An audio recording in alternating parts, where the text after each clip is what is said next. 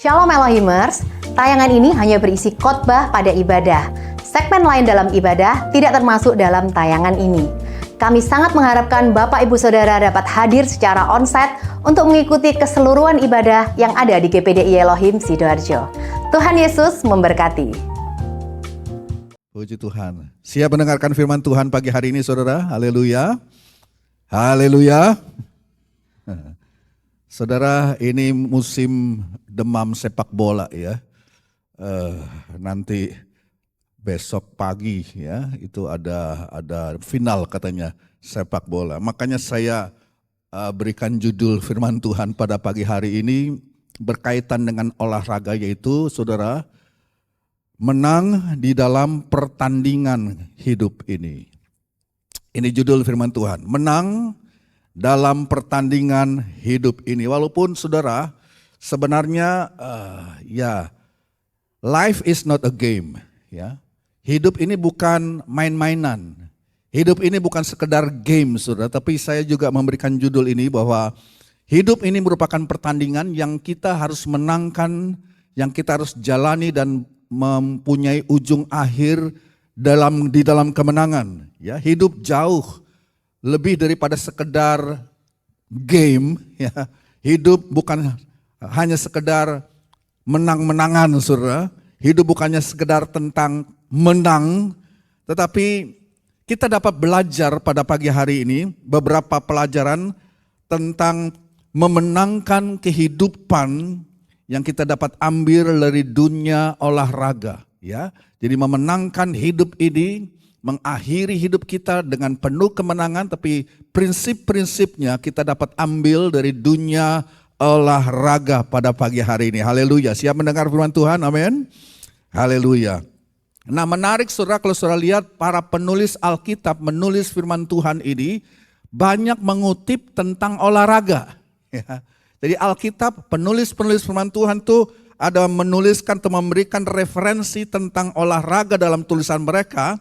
Ya, umpamanya perlombaan lari, perlombaan tinju, ada saudara, perlombaan gulat, memang sepak bola nggak ada saudara ya.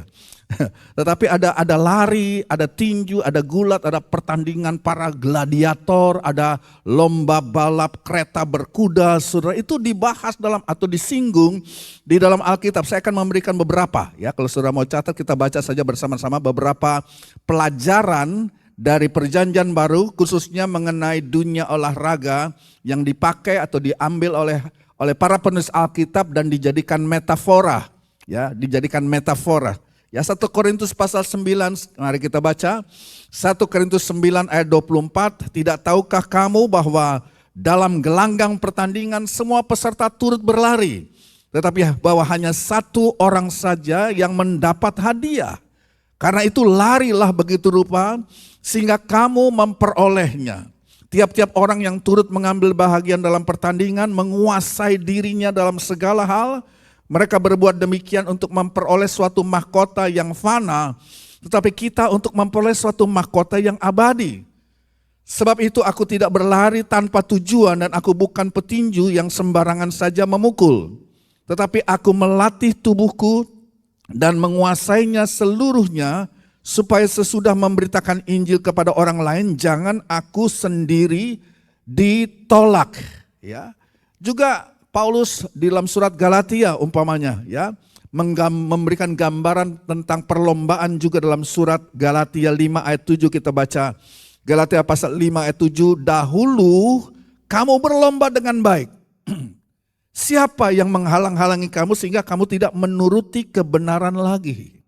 Ya, jadi sidang jemaat Galatia dulunya berlomba dengan bagus, berlomba dengan semangat, tetapi akhir-akhir ini ya, makin ke sini Paulus katakan kamu sudah melenceng keluar dari garis perlombaan. Ya, ada lagi saudara, ya di Filipi pasal 3.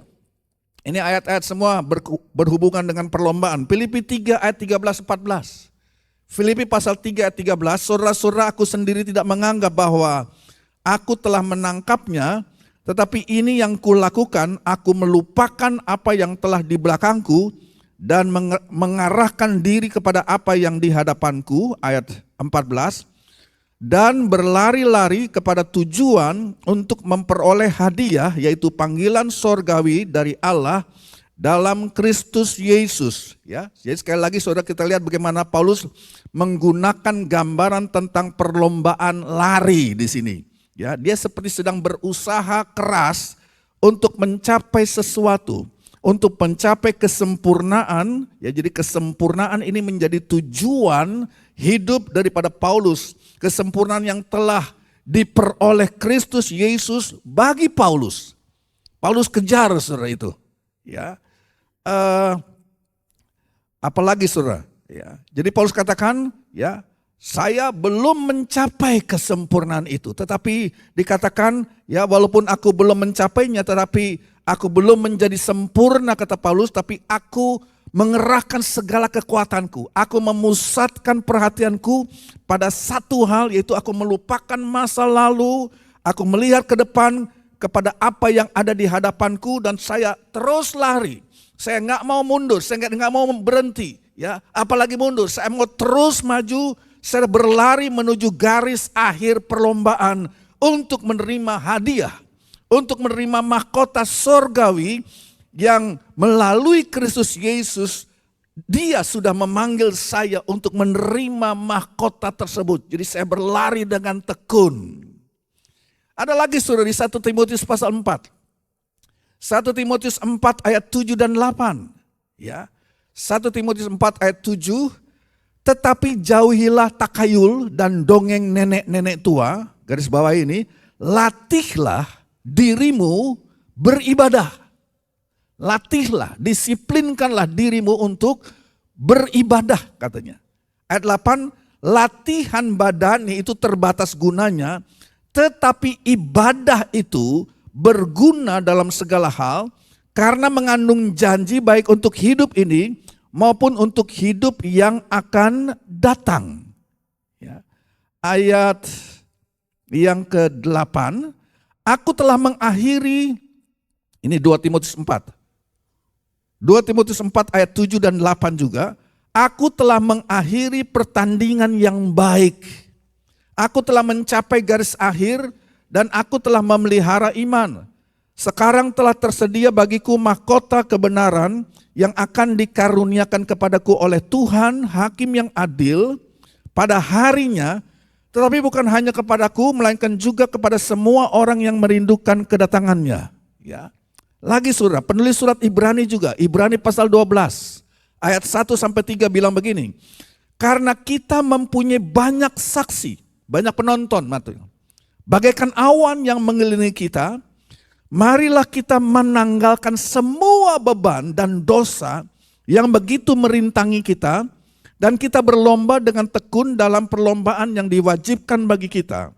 Marilah kita melakukannya dengan mata yang tertuju kepada Yesus yang memimpin kita dalam iman dan yang membawa iman kita itu kepada kesempurnaan, yang dengan mengabaikan kehinaan tekun memikul salib, ganti sukacita yang disediakan bagi Dia yang sekarang duduk di sebelah kanan tahta Allah. Ayat yang ketiga, ingatlah selalu akan Dia yang tekun menanggung bantahan yang sehebat itu terhadap dirinya dari pihak orang-orang berdosa, supaya jangan kamu menjadi lemah dan putus asa. Ya, sampai sekian pembacaan ayat kita. Jadi saudara melihat ada begitu banyak gambaran dari dunia olahraga yang digunakan oleh para penulis Alkitab untuk berbicara tentang kehidupan kita sebagai orang-orang percaya, orang-orang beriman, saudara. Karena itu saudara, pada pagi hari ini saya mau bagikan kepada saudara beberapa pelajaran sederhana yang kita ambil dari dunia olahraga. Ya. Pelajaran sederhana saja dari dunia olahraga, sebab ini juga dibahas dalam Alkitab. Pelajaran pertama dari dunia olahraga adalah, kalau saudara mau tulis, berlatih atau latihan. Ya, itu tidak asing saudara. Dunia olahraga itu tidak dapat dilepaskan dari yang namanya berlatih. Ya, jadi saudara, kalau saudara lihat atlet-atlet, ya, pemain-pemain yang saudara jagokan, para atlet di lapangan, saudara sedang menonton pertandingan, umpamanya pertandingan final ya. Ini lagi puncak-puncaknya saudara ya.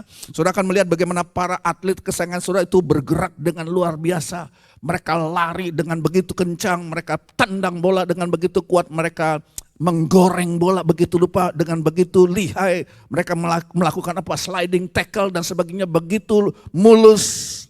Dan saudara, kita melihat tampilan mereka begitu prima, semua gerakan mereka begitu luar biasa di arena pertandingan, saudara. Tetapi yang saudara lihat di arena pertandingan sebenarnya adalah hasil, perhatikan ini, hasil dari latihan berbulan-bulan yang saudara nggak lihat. Lagi saya ulangi, hasil yang luar biasa yang saudara lihat dari para atlet kebanggaan saudara dengan gesit mengejar bola, menggoreng bola dan sliding tackle dan sebagainya, itu di lapangan sebenarnya adalah hasil dari latihan jam-jaman, puluhan jam, ratusan jam di belakang mimbar atau di belakang tirai yang dimana saudara nggak lihat latihan mereka. Ya, apa yang terjadi ketika tidak ada yang melihat?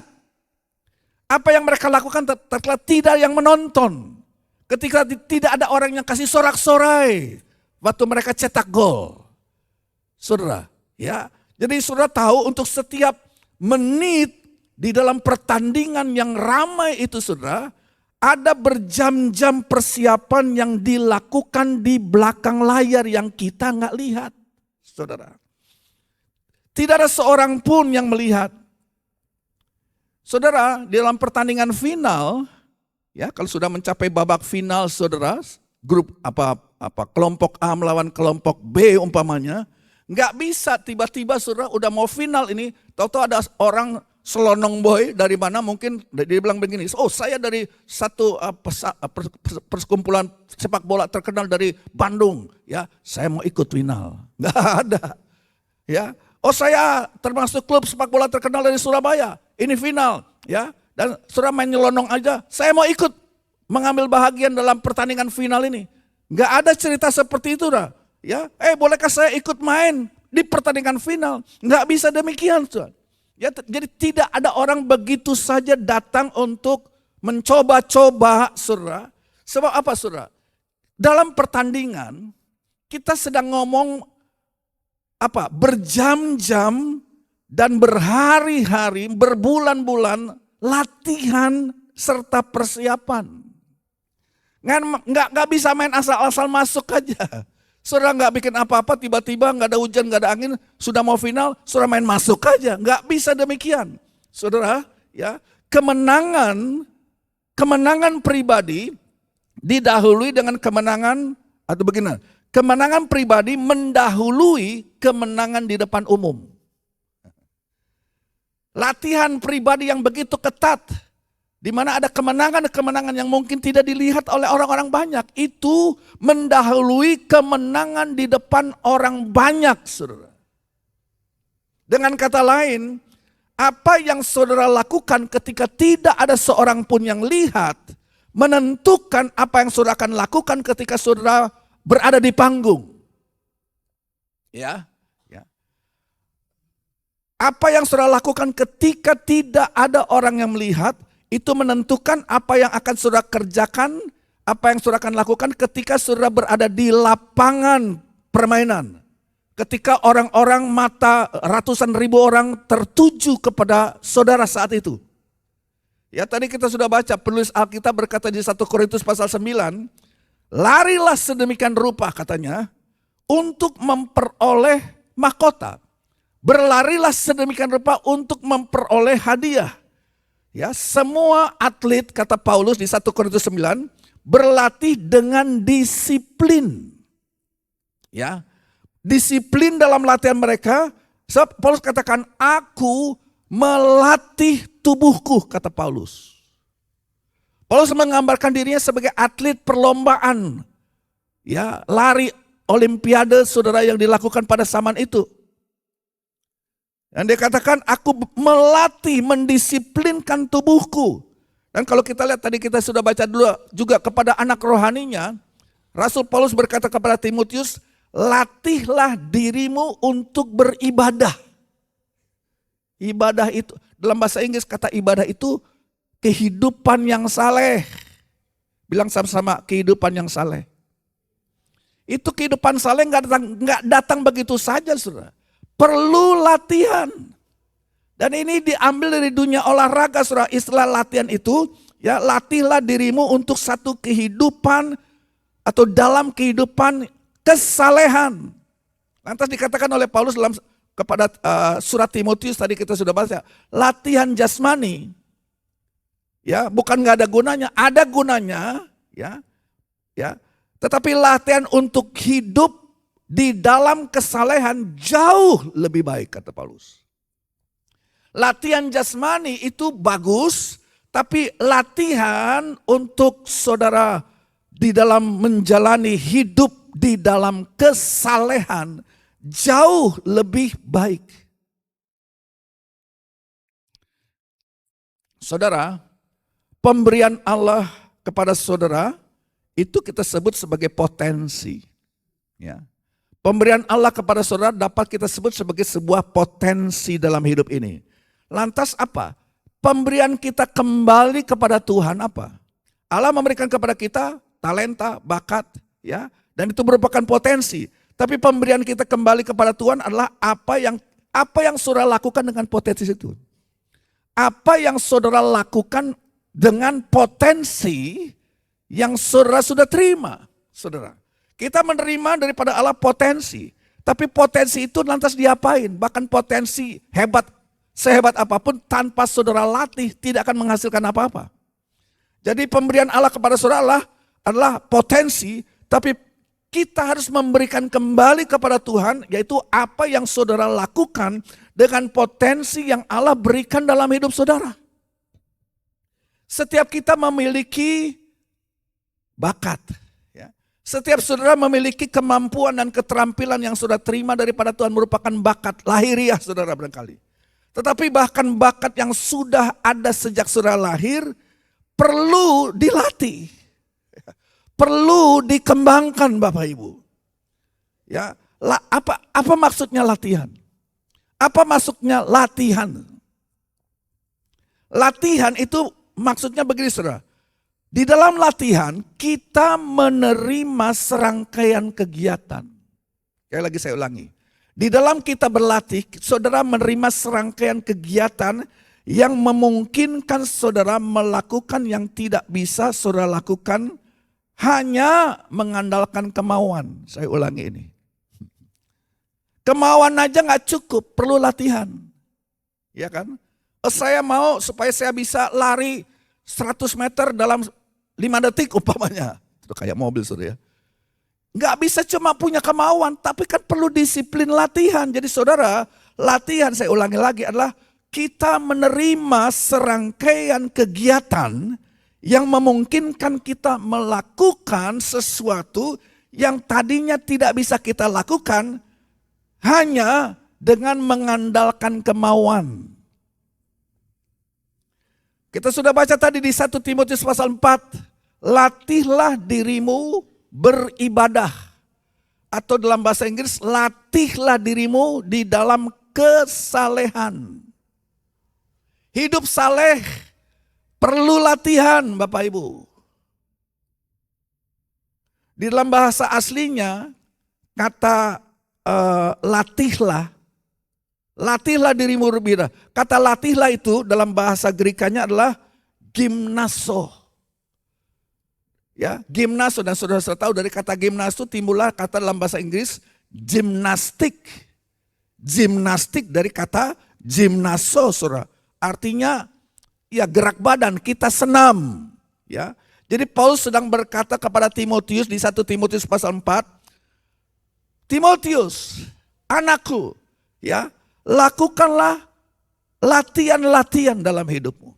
Lakukanlah serangkaian latihan yang akan melatihmu untuk melakukan sesuatu yang tidak dapat kamu lakukan hanya dengan mengandalkan kemauan aja, nggak bisa. Oh, saya mau hidup saleh, saya mau mempunyai kehidupan yang suci, saya mau mempunyai kehidupan yang beriman. Nggak bisa coba kemauan, toh harus ada latihan-latihannya. Jadi saudara, bagaimana saudara hari ini? Halo, bagaimana keadaan saudara hari ini? Apa yang ingin saudara capai di dalam hidupmu? Saudara, waktu itu berjalan terus. Waktu nggak nungguin saudara. Apa yang saudara ingin capai, apa yang saya dan saudara ingin capai dalam hidup ini.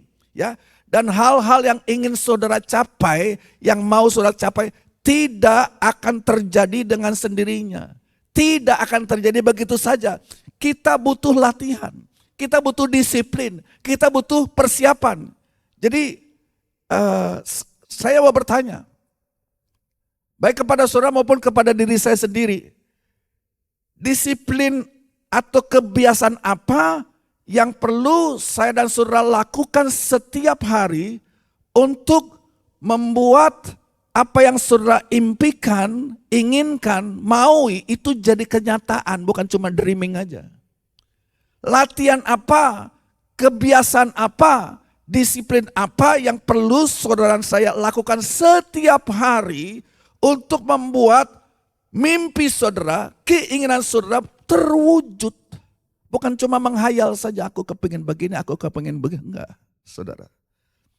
Ya. Dan itu yang kita sebut adalah the power of kebiasaan. Ya, kekuatan kebiasaan. Saudara, kita menjadi seperti apa yang terus-menerus kita lakukan. Betul saudara? Saudara menjadi seperti apa yang saudara secara terus-menerus lakukan. Dan yang seringkali yang saudara harus terus-menerus lakukan dengan tekun setiap hari adalah bukan hal-hal besar. Tapi hal-hal yang mendasar. Lakukan hal-hal yang simple, yang mendasar asal tekun. Tiap hari.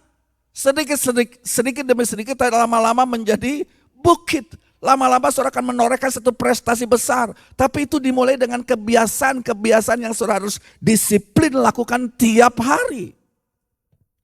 Saudara, tidak ada jalan pintas menuju keberhasilan. Amin. Tidak ada.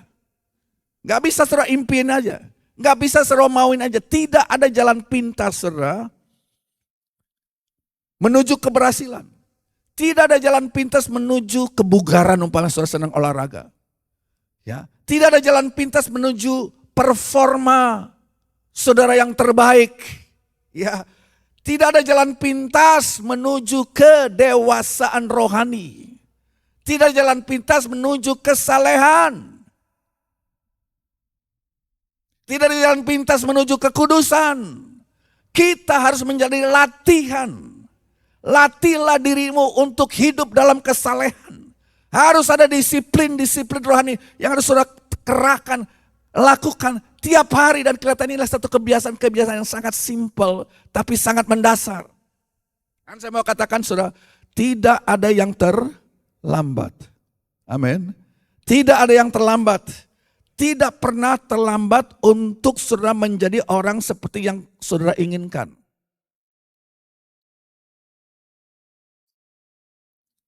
Jadi saudara, mari kita introspeksi diri kita. Mari kita lakukan pemeriksaan singkat, saudara. Pada pagi hari ini waktu saudara mendengar khotbah saya ini. Ya, nah karena jadi kita sedang bicara tentang apa yang dapat kita pelajari yang bagus ya dari sisi olahraga, dari sisi pertandingan. Ya, kita sedang berbicara tentang olahraga. Ya, jadi kita sedang bicara tentang latihan, ini yang pertama. Latihan. Ya, untuk apa saudara berlatih? Ya. Siapa saudara hari ini? Apakah saudara sudah mencapai keinginan seperti yang saudara ingini pada hari ini? Apa yang sudah saudara capai dalam hidupmu? Apakah ada kebiasaan baru yang sudah mulai timbul? Apakah ada latihan-latihan baru yang perlu saudara dan saya mulai lakukan mungkin dalam minggu ini? Ya, bukan cuma ngimpi aja. Mungkin adalah latihan baru dan kebiasaan baru untuk saudara melatih diri saudara, untuk saudara menjadi orang yang saudara inginkan, atau untuk saudara menjadi seperti apa yang yang Alkitab inginkan, apa yang Allah inginkan, itu tidak instan. Harus ada kerjasama, saudara. Apakah ada mungkin latihan lama? Maksud saya dengan latihan lama adalah latihan yang dahulu saudara lakukan dengan baik, tapi sekarang udah enggak. Dahulu kita lakukan dengan baik, tapi sekarang kita udah enggak lakukan lagi. Umpamanya mungkin baca Alkitab, dulu kita rajin. Doa tiap pagi, dulu kita rajin, tapi sekarang udah enggak, entah kenapa saudara. Disiplin itu sudah mulai menghilang saudara. Ya, atau mungkin kita bicara tentang latihan-latihan fisik barangkali. Yang dulu ya 3 bulan pertama kita rajin lakukan, habis itu kita bosan sendiri. Kita tidak tekun melatihnya. Ya. Jadi saudara, kebiasaan, ini soal kebiasaan. Kebiasaan yang kita lakukan setiap hari akan membentuk siapa diri saudara.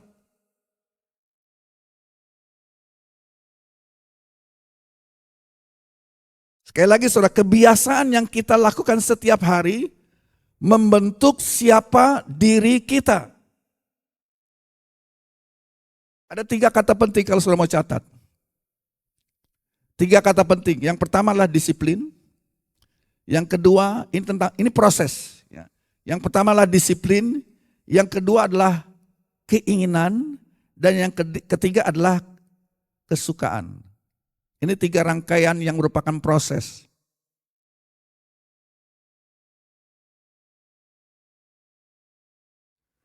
Proses yang terjadi dalam latihan di dalam saudara membentuk yang namanya kebiasaan, maka melibatkan 3. Sebelum sebuah kebiasaan itu menjadi apa ya?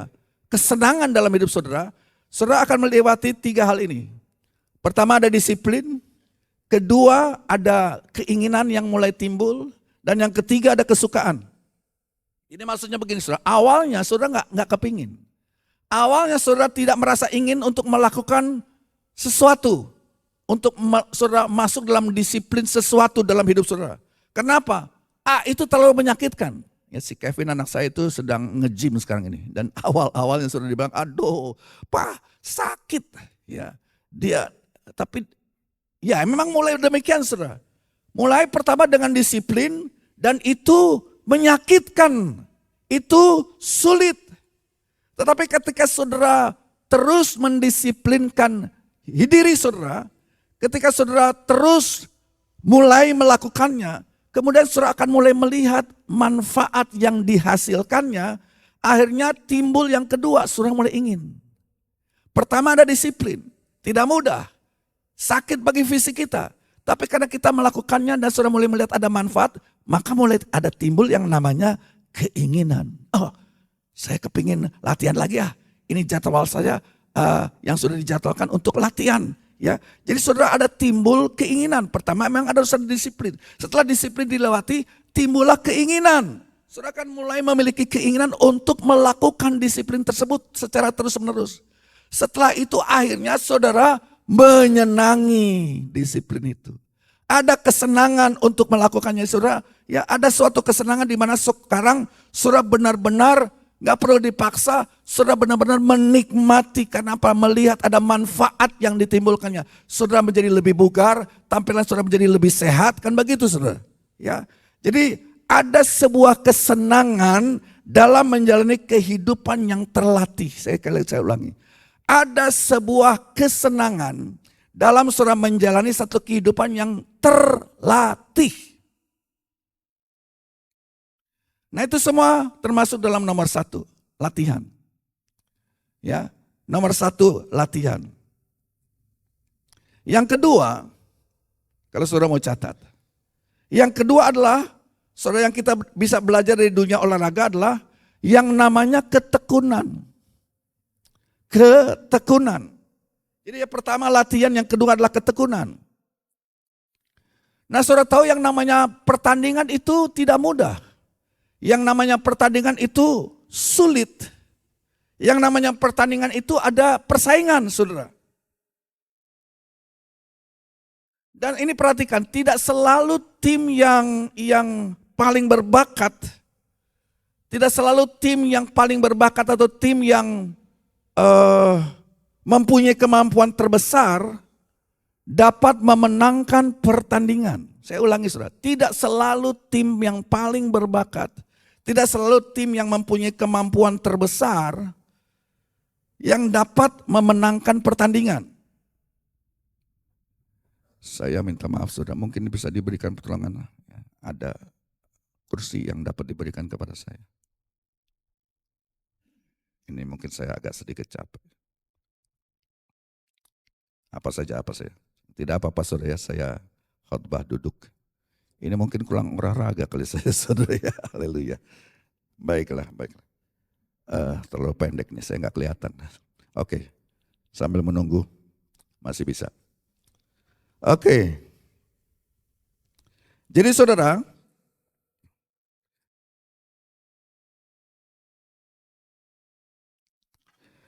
tidak selalu tim yang paling berbakat atau yang mempunyai kemampuan yang terbesar dapat memenangkan pertandingan.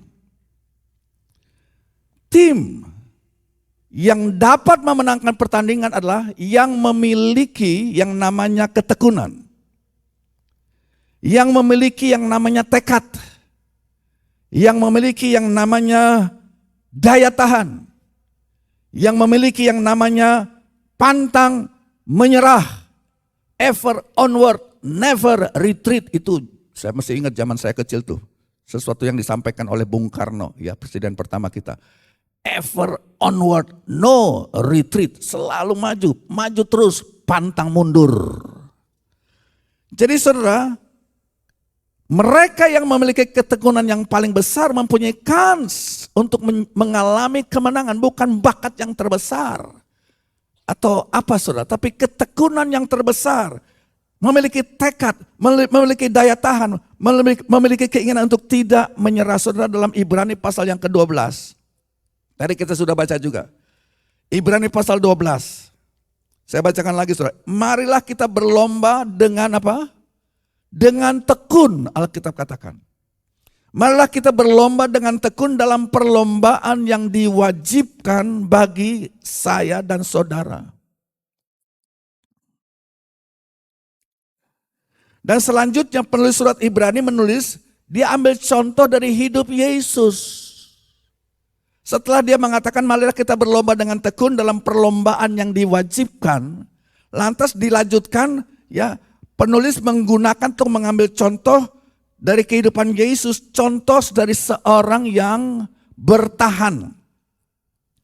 Nah saudara, kata tekun di Ibrani pasal 12,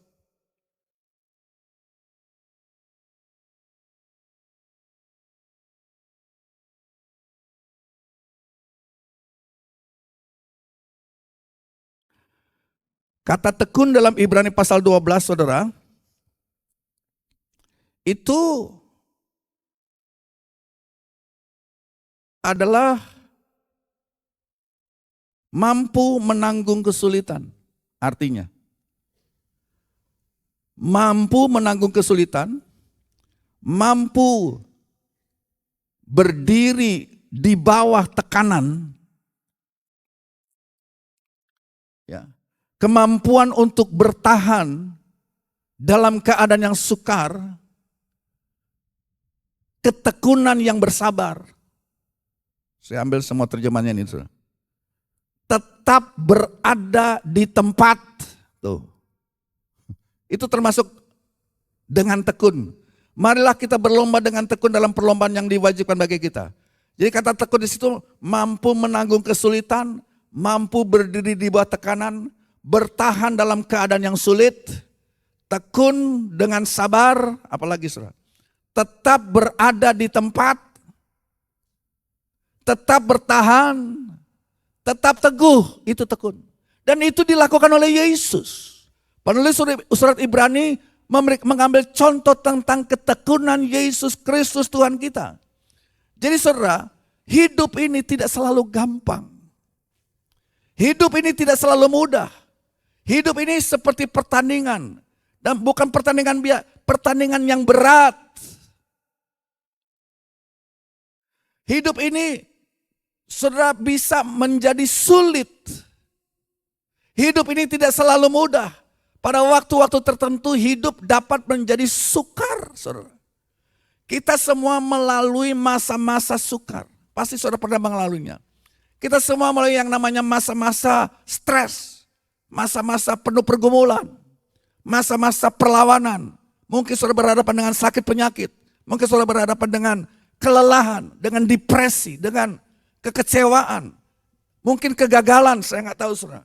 Semua kita pernah mengalami hal tersebut. Jadi saya mau katakan hidup ini tidak mudah. Karena itu, karena hidup tidak mudah, hidup butuh ketekunan. Yang percaya katakan amin. Hidup membutuhkan ketekunan. Ya, saudara mungkin kenallah saudara jago atau ya boleh saya katakan mungkin dalam dunia bola basket ini orang paling canggih.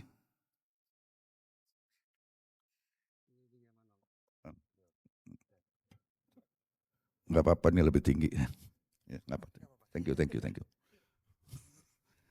Oke, enggak usah khawatir saudara. Saya baik-baik aja, cuma perlu duduk aja. Haleluya. Saya ingat Tuhan Yesus juga ngajar duduk kok. Di khotbah Yesus di Bukit Paraya. Kalau boleh baca di Matius 5 dia duduk. Ya, saya duduk. Bukan saya kayak Yesus. Mungkin agak sedikit capek saudara ya perjalanan kemarin kok.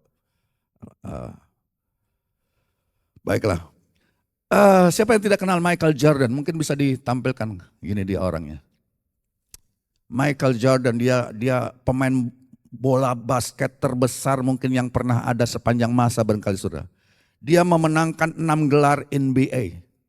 6 gelar NBA disikat semua sama dia saudara, orang ini.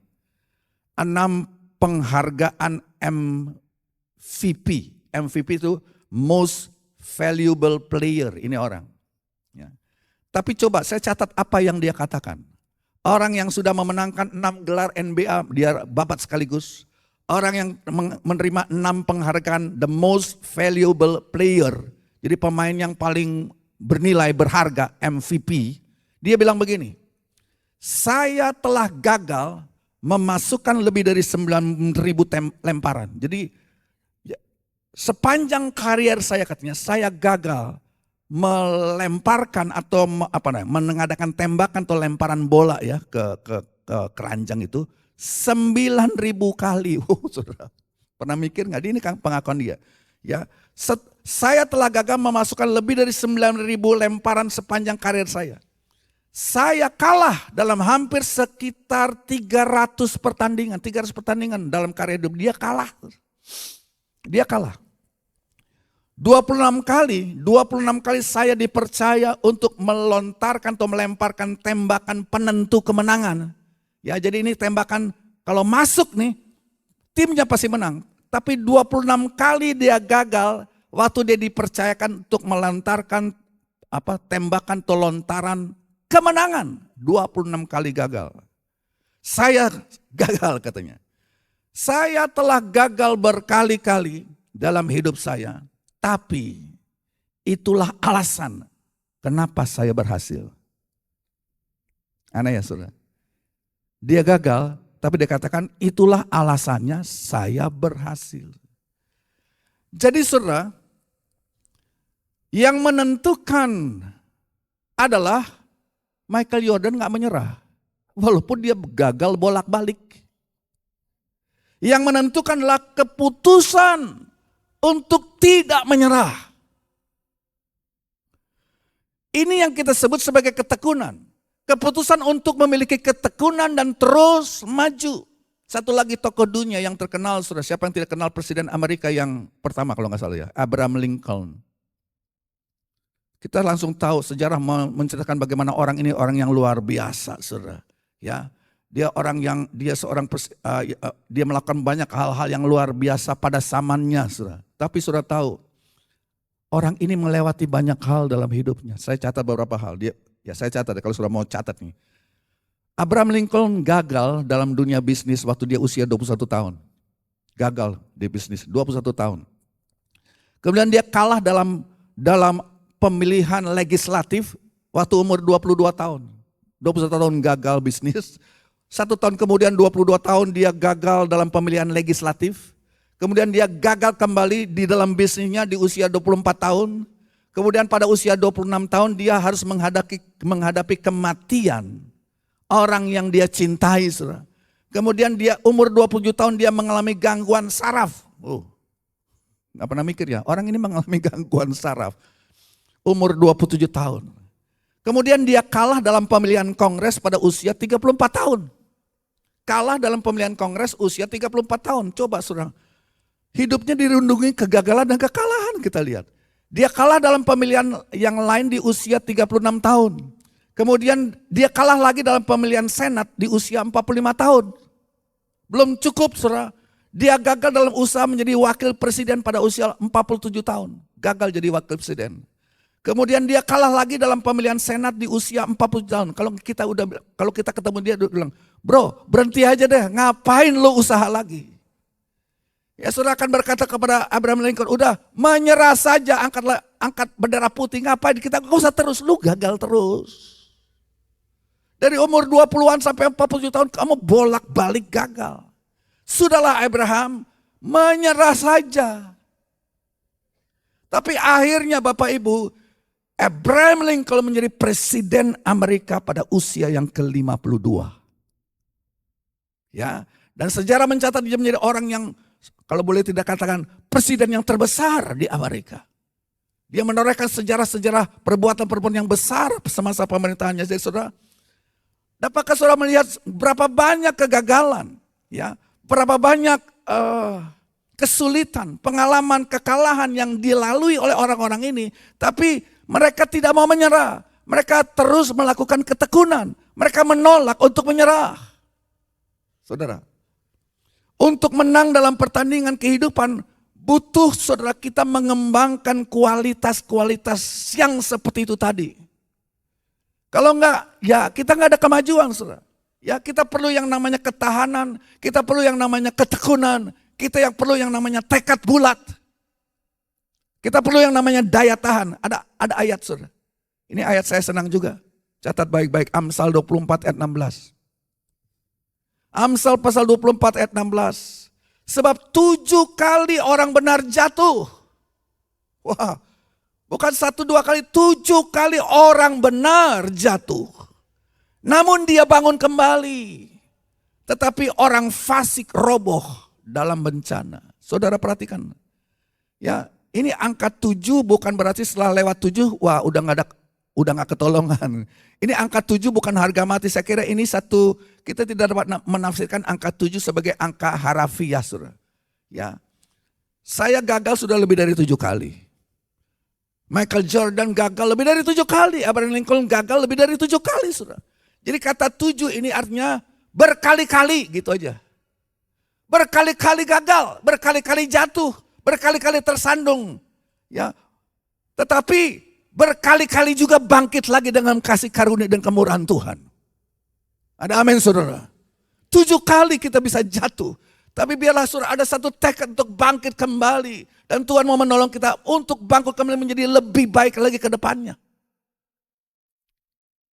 Saudara, saya sudah membuat banyak kesalahan dalam hidup ini. Saya mungkin kesalahanku lebih dari 7 kali juga, mungkin kesalahan saudara lebih dari 7 kali. Saudara pernah gagal, saya juga pernah gagal.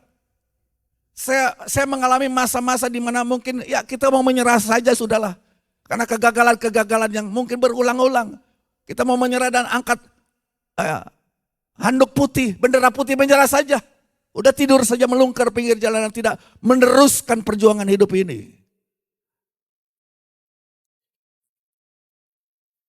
Saudara tahu nggak? Kemenangan, yang namanya kemenangan saudara, itu terkadang hanyalah soal memilih untuk bangkit lagi. Ini bagus kata-kata Mutiara ini. Kemenangan kadang-kadang hanyalah soal memilih untuk bangkit satu kali lagi. Bangkit satu kali lagi. Bangkit satu kali lagi. Dan saya berdoa saudara kiranya hari ini saudara, kita menerima kekuatan dari Tuhan untuk bangkit satu kali lagi. Berikan kemuliaan bagi Tuhan.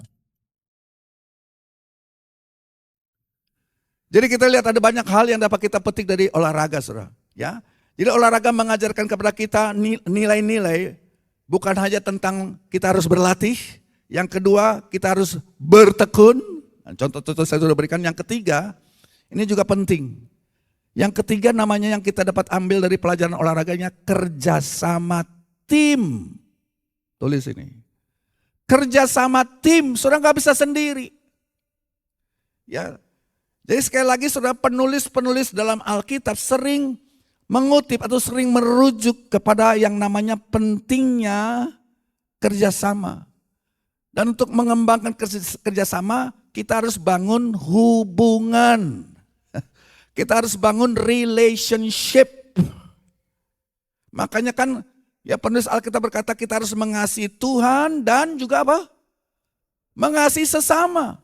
Ada yang vertikal, kita harus mengasihi Allah dengan segenap hati kita, dengan segenap, tapi juga mengasihi sesama kita secara horizontal seperti diri kita sendiri. Ya, jadi saudara, gereja sering saudara digambarkan dalam Alkitab, tubuh Kristus atau gereja sering digambarkan dalam Alkitab dalam gambaran relationship. Gak bisa enggak. Kalau dalam olahraga memang ada olahraga tunggal ya, main golf umpamanya barangkali saudara ya, enggak bentuk tim. Atau bulu tangkis juga ada timnya, tapi main tim bersama mungkin sepak bola atau ada yang tim, tapi ada olahraga yang tidak ada olahraga solo begitu saudara ya. Tapi sekali lagi di dalam Alkitab ya, gereja adalah sebuah tim. Gereja seringkali digambarkan dengan menggunakan gambaran tim yang artinya di dalamnya harus ada relationship, saudara. Makanya Alkitab gambarkan gereja sebagai satu tubuh. Banyak anggota yang berbeda-beda, tapi dia satu tubuh. Gereja digambarkan seperti sebuah bait Allah yang terdiri daripada banyak batu-batu yang disusun menjadi satu bangunan bait Allah yang kokoh, yang indah. Gereja juga digambarkan seperti sebuah apa? Pasukan, saudara. Pasukan yang berperang. Banyak orang, banyak prajurit yang harus bergerak dalam satu kesatuan. Ya, jadi kita ganti istilah sini saudara, tim. Saudara, GPD Elohim kitalah sebuah tim. Gereja adalah sebuah tim yang terdiri pada banyak sekali orang. Saudara, dalam bahasa Inggris kata tim itu sebenarnya akronim. Bagus juga nih. Ya, saya ambil dari sebuah buku, tim. T-E-A-M. Tim. Bilang sama-sama tim. Itu singkatan dari T-nya itu together. Ya kan? E-nya itu everyone. A-nya achieves. M-nya more. Jadi tim, together, everyone, achieve more. Artinya bersama-sama setiap kita akan mencapai lebih banyak. Sendirian enggak lebih banyak saudara. Tapi bersama, kalau bersama-sama kita dapat berjalan lebih jauh daripada cuma sendirian. Bersama-sama kita achieve, mencapai lebih banyak. Jadi itulah sebabnya saudara, ya, dari olahraga, pelajaran olahraga ini kita boleh belajar tentang pentingnya kerjasama tim. Pentingnya kita bergaul, jangan mojok sendirian. Kita di satu tubuh, jangan mengurung diri sendirian saudara. Penting kita bergaul, penting kita berinteraksi dengan orang-orang yang berbeda dengan kita. Sebab kita dapat belajar dari mereka. Ya, orang-orang yang berbeda dengan kita melengkapi kita. Ada bakat yang kita nggak punya, mereka punya. Ada bakat yang mereka nggak punya, kita punya. Kita satu tim yang saling walaupun berbeda satu dengan yang lain, tapi melengkapi. Nah saudara, saya sebut ini sebagai kerjasama tim ini berhubungan dengan lintas generasi. Lintas generasi, saudara. Ada aspek lintas generasi kalau kita bicara tentang saudara tim. Kita harus merubah pola pikir kita ini dari pola pikir saya ya menjadi pola pikir kita. Bukan saya, tapi kita. Gitu saudara. Ya. Sebab tidak ada seorang pun dari saya dan saudara sebagai perorangan, ya, Tidak ada seorang pun dari kita yang akan sebaik kita semua bersama-sama. Saya ulangi. Tidak ada seorang pun dari kita yang akan sebaik kita semua bersama-sama. Yang percaya katakan amin. Kita satu tim, gak bisa sendirian. Ya. Tadi saya singgung ada aspek lintas generasi di dalam tim ini, saudara. Ya, saudara pernah kenal ya, ada tiga tokoh. Ini lintas generasi. Ada seorang Paulus, ada seorang Barnabas, ada seorang Timotius. 3 orang nih, maaf yang ini semua cowok. Tapi ini dapat kita terapkan juga kepada wanita ya. Ada seorang yang bernama Paulus, ada seorang yang bernama Barnabas, ada seorang yang bernama Timotius. Saudara. Siapa dia Paulus? Siapa dia seorang Paulus? Siapa dia seorang yang kita kategorikan sebagai seorang Paulus? Paulus adalah bicara tentang seorang yang pemimpin. Dia berada di depan. Ya, dia berada di depan, saudara. Dia seorang mentor. Dia seorang pelatih. Ya, dia seorang ibu rohani atau bapak rohani. Dia pembuka. Ya, dia pelatih, dia mentor, dia ibu ayah kita secara spiritual. Saya mau tanya kepada saudara, siapa para Paulus dalam hidupmu? Apakah saudara mempunyai seorang Paulus yang jadi mentor saudara? Seorang ibu rohani, seorang bapak rohani dalam hidupmu? Kita membutuhkan mentor, saudara. Yang kedua, Barnabas. Barnabas ini bagaimana ya? Barnabas itu rekan. Rekan sekerja. Kalau tadi mereka yang berdiri di depan menjadi mentor kita, sekarang yang berjalan bersama dengan kita, yang kerja bareng bersama dengan kita, ini grup Barnabas. Jadi Barnabas itu mengacu kepada seorang teman, seorang rekan, seorang saudara-saudari yang berada di samping kita. Berdiri sama tinggi dengan kita, duduk sama rendah dengan kita bekerja bersama-sama, saudara. Kita menjalani hidup ini bersama-sama. Jadi saudara butuh seorang Barnabas. Saudara butuh seorang rekan yang kita dapat belajar dari dia dan dia dapat belajar dari kita. Kita dapat belajar dari dia dan kita juga dapat membantu dia. Seorang Barnabas. Yang ketiga seorang Timotius. Nah, Timotius ini adalah mereka yang masih muda, yang baru datang, saudara. Baru mau masuk panggung. Ya, saudara, seorang Timotius adalah seorang yang lebih muda daripada saudara, yang mungkin berada sedikit di belakang saudara. Mereka menjadi muridmu. Mereka menjadi anak didik saudara. Ya, saudara, dalam tim sepak bola umpamanya kan ada tim yang termasuk dalam tim utama. Tapi ada juga tim kedua, saudara. Ya, ada pemain dalam tim kedua inilah pemain-pemain yang masih muda, ya tidak langsung dipasang dalam pertandingan dunia, kelas dunia. Kalau kelas dunia kan yang sudah senior yang memang tim utama. Tapi ada tim generasi, tim kedua di mana saudara di situ ditampung mereka yang masih muda untuk mengembangkan saudara bakat mereka. Ya, ada pemain generasi berikutnya dalam tim kedua ini, saudara. Itu Timotius di dalam hidup kita. Jadi siapa orang muda yang saudara dukung? Atau saudara menginjak orang muda? Jangan, saudara. Ya, saudara akan digantikan oleh para anak-anak muda, anak-anak saudara. Ya, siapa orang-orang yang lebih muda yang saudara harus dukung, yang saudara harus beri semangat, yang saudara harus berikan teladan, yang saudara harus bimbing? Saudara, saya begini, saudara. Saya ini tidak bisa jadi seperti saya adanya sekarang kalau saya nggak ada orang yang bimbing saya. Saya tidak akan menjadi seperti saya hari ini sebab ada banyak sumbangsih orang lain yang sadar atau tidak sadar sudah disumbangsihkan atas hidupku. Sehingga saya menjadi apa adanya sekarang ini. Karena ada orang-orang yang saya sudah jadikan mentor.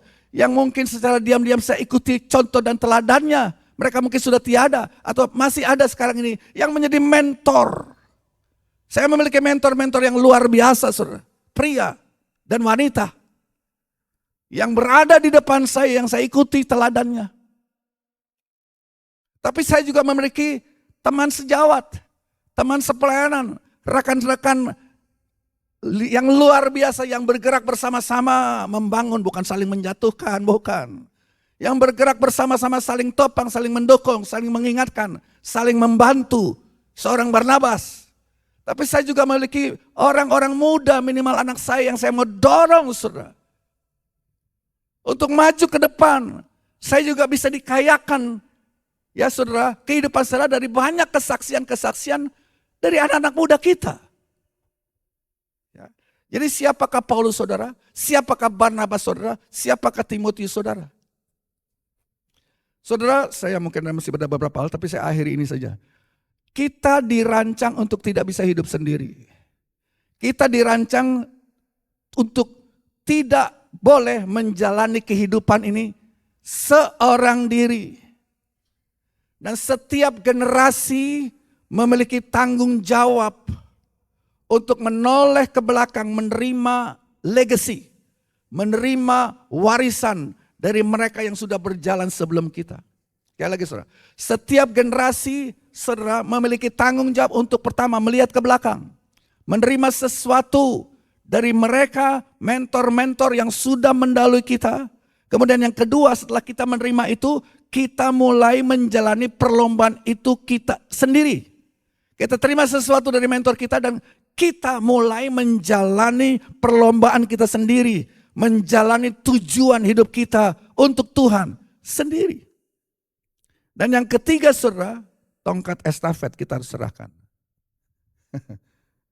Yang ketiga kita harus menyerahkan tongkat estafet kita juga kepada generasi berikutnya. Ya. Jadi 3 tanggung jawab, melihat ke belakang, terima warisan, kemudian kita menjalani perlombaan tentu bersama-sama, saudara, ya, tapi juga sendiri, ya.